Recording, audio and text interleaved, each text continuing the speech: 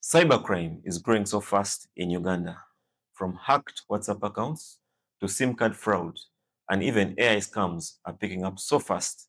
Today, I'm joined by a cybersecurity expert specializing in identity and access management. He is also an AI researcher, and he is here to help us understand how Ugandans can best help protect themselves online. Let's dive in.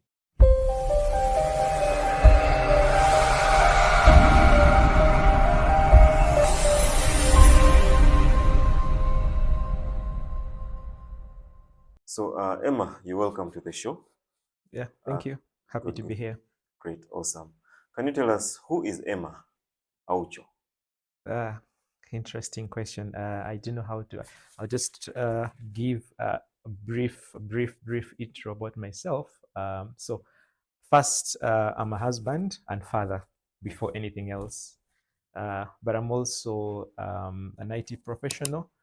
Um, been in the IT industry for more than 10 years now.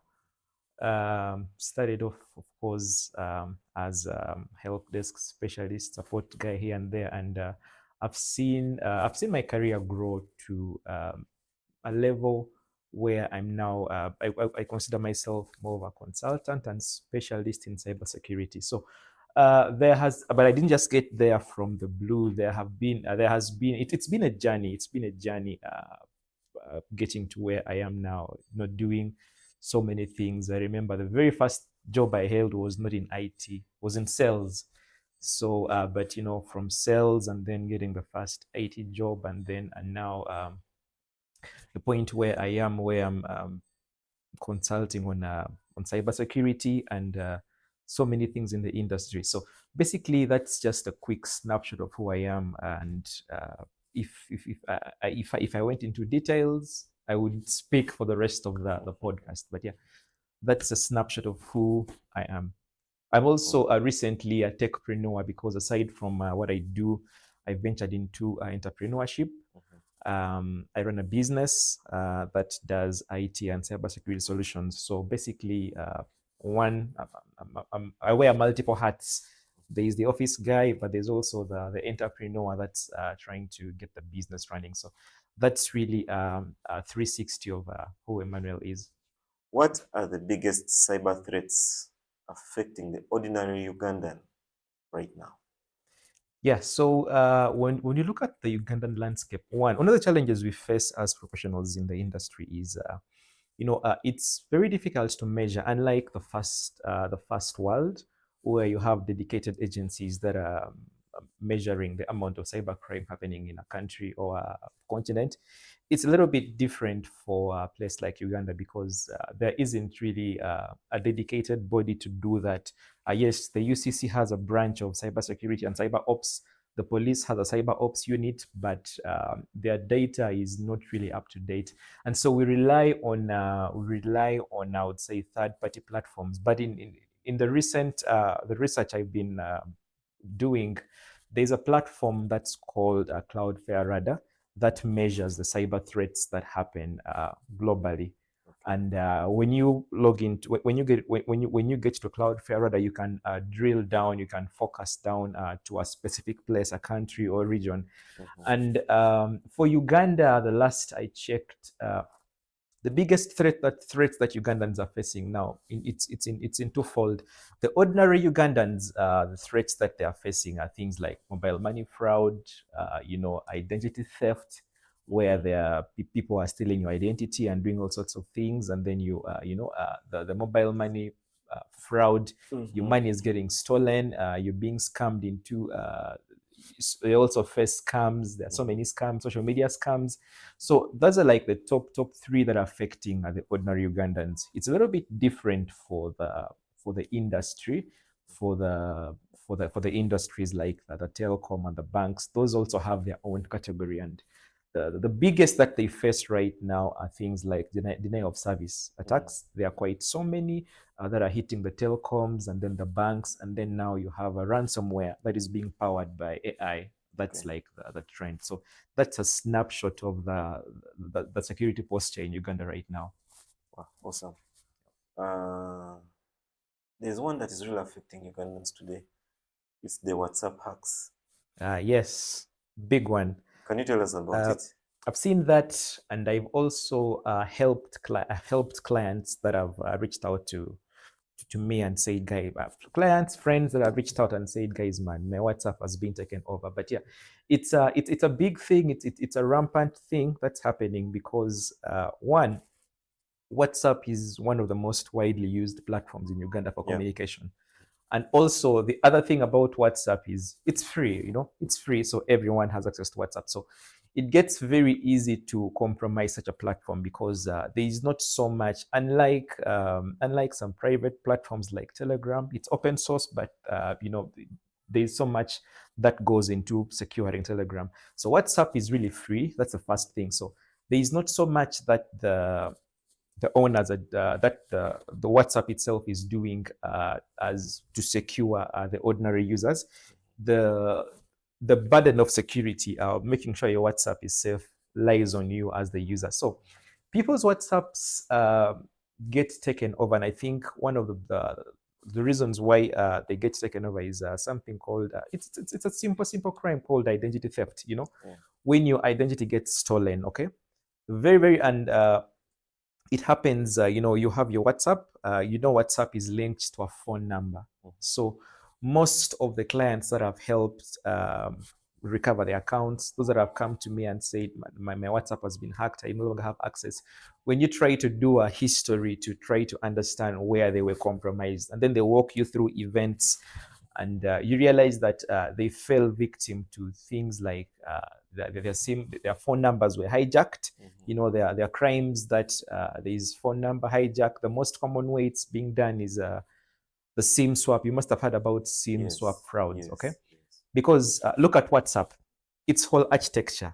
You just need to have a phone number and then an app on a phone. So if I was to take over your WhatsApp, what I would target is getting your phone number, like taking over your phone number. I don't need to like to have so many hacks or exploits. I just need to see how to get access to your phone number because that's where all the security to WhatsApp is tied.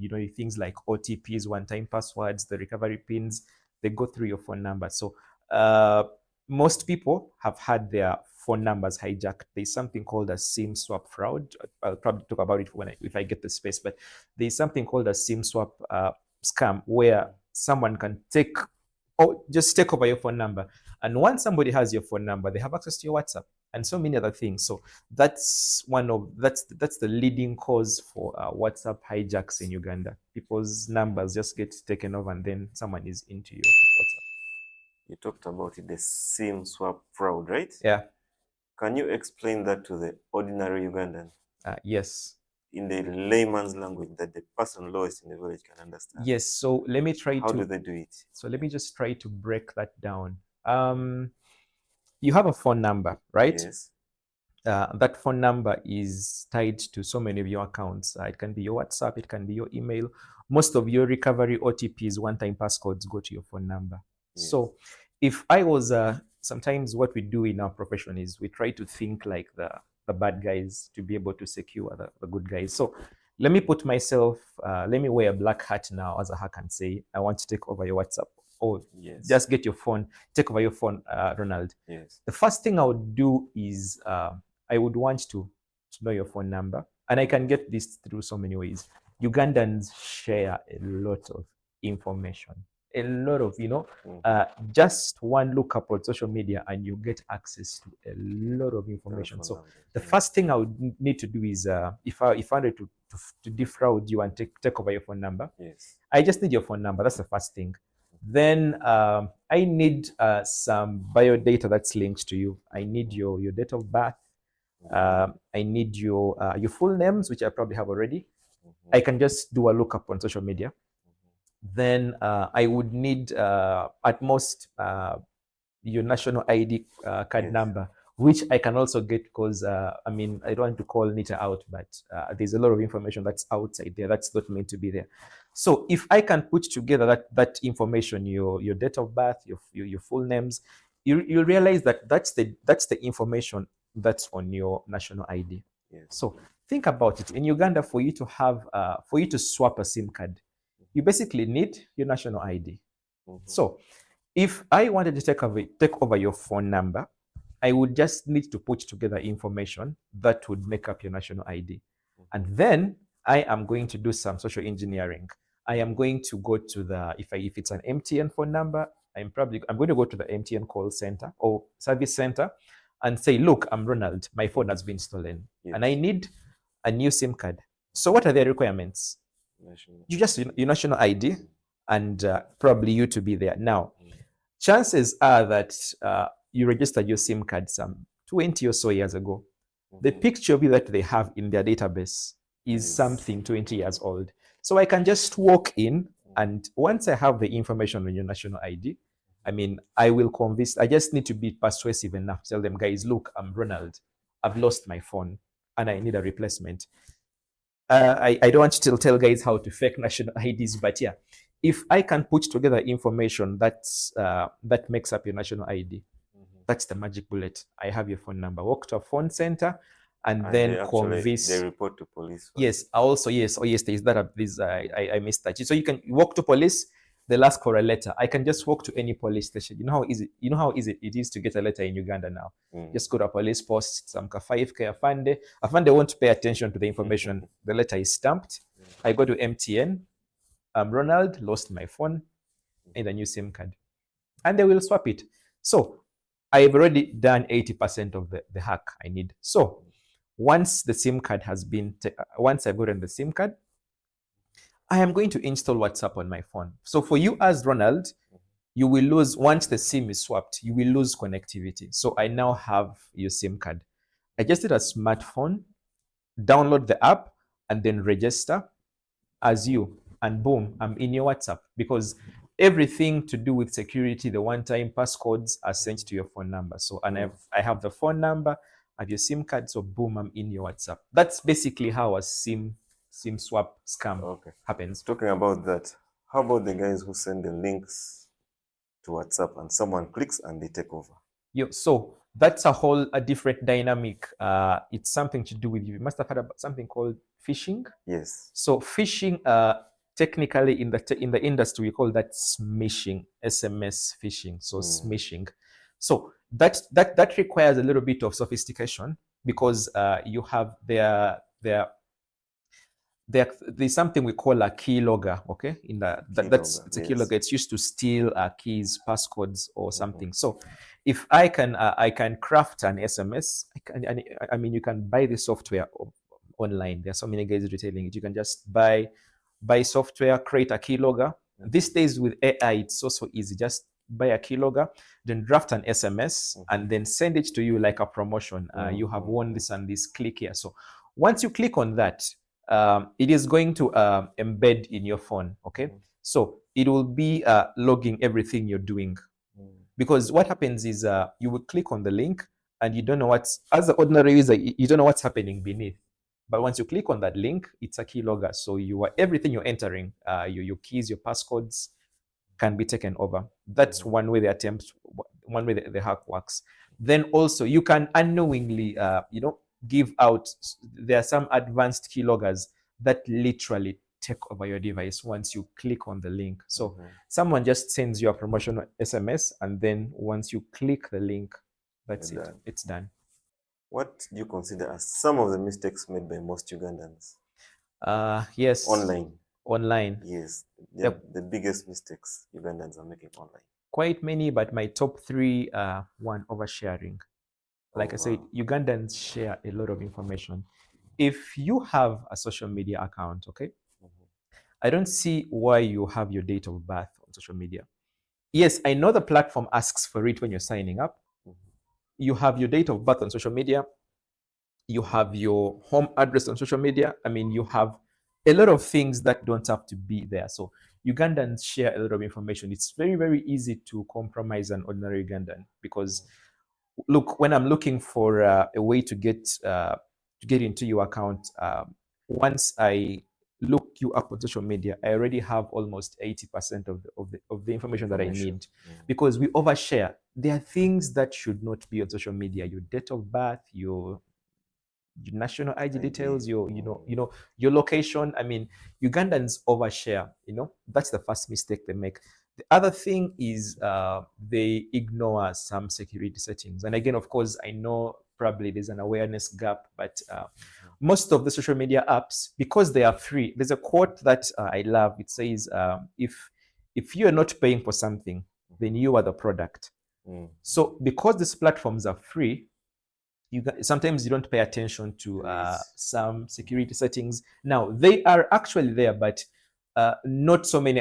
We did a survey recently on something called two-factor authentication for the basic apps like Facebook, like WhatsApp, and in that survey we found out that almost 95% of Ugandans don't have a two-factor authentication.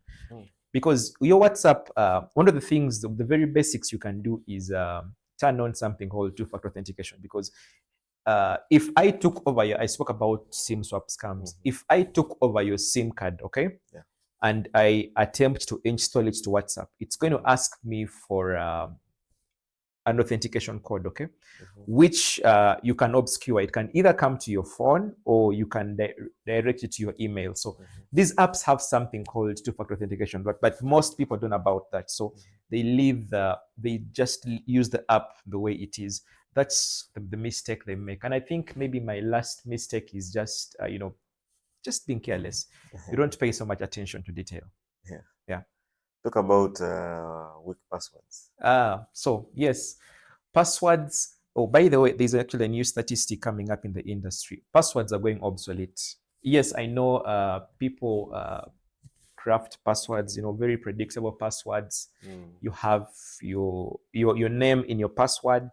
You have initials in your password. Those are really weak passwords because the default password strength that is recommended in the industry is it used to be 8 characters. Yeah, 8 characters, but it evolved to 8 characters with a special character, a capital letter, and a number. So you add some unique figures. But that's going obsolete. It went to 12 characters. So if it's going obsolete, what's taking over? So there's something called passwordless authentication. You don't need passwords. That's for highly advanced systems. But also you have something called passphrases. A passphrase. So a password is a word, a few characters. But a passphrase is easier because one, so for a good password to work, it looks at 2 things. There's the complexity. Okay, how complex, how difficult is it for someone to guess? Then the second thing is the length. So the ordinary passwords don't meet any of those. And there are challenges to each, because if you look at complexity, not everyone can craft a complex password with a special character and a number and blah, blah, blah. Not everyone can do that. When you look at length, not everyone can memorize a very long password. So the industry now has something called passphrases for the ordinary users. A passphrase is a sentence that you can use as your password. Let's say I can just say the word, my favorite fruit is apple. My favorite fruit is apple. So use that as your password.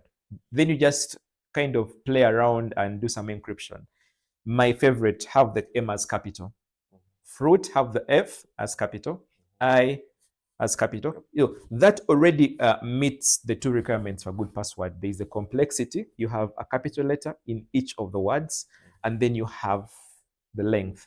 So passwords are going obsolete. The new trend is passphrases. That's for really basic things. But the industry also now has something called passwordless authentication, where they rely so much on things like, passwordless. You have like the fingerprints, that's biometric, but then you have like the OTP devices for each system. I know, for example, I consulted some high-level clients.